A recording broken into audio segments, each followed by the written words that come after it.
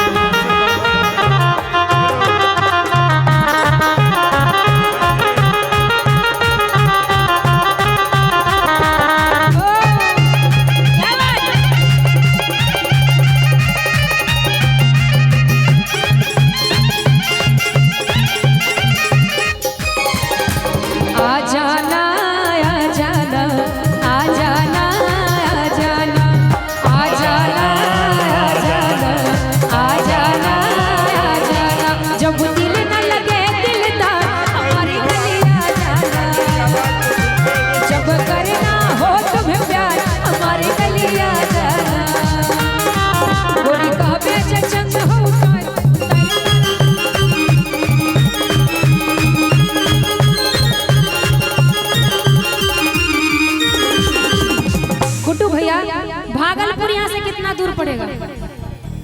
100 kilometre 120 अच्छा आगे Bhagalpur silk के लहंगा दिलैबो मुजफ्फरपुर के तोरा बाली दिलैबो भागलपुर सिल्क के लहंगा दिलैबो मुजफ्फरपुर के तोरा बाली दिलैबो मधेपुरा जाका लाली ले अइबो झुमका रानी तोरा मधेपुरा में जाका ओठा लाली ले अइबो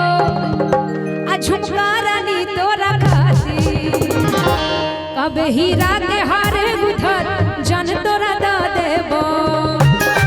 गोरी कबे जे चंदा उतार तोरा दा देबो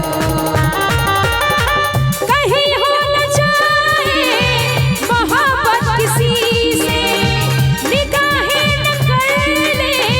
शरारत किसी से मोहब्बत किसी से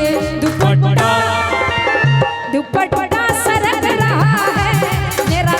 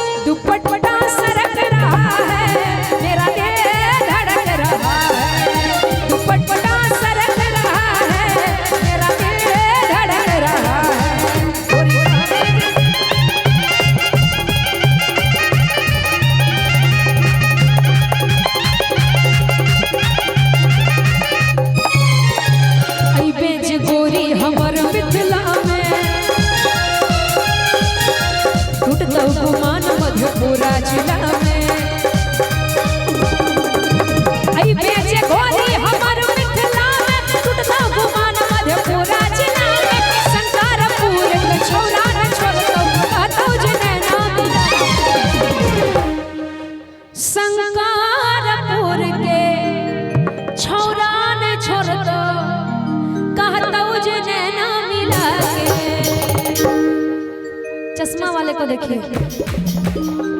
कबे हीरा के हारे बुखार जाने तोरा दे तो गोरी कबे जे चंदा उतार तोरा दे तो गोरी कबे जे चंदा उतार तोरा दे तो सीता मोदी सलगा कटिहा जाने तोरा दे तो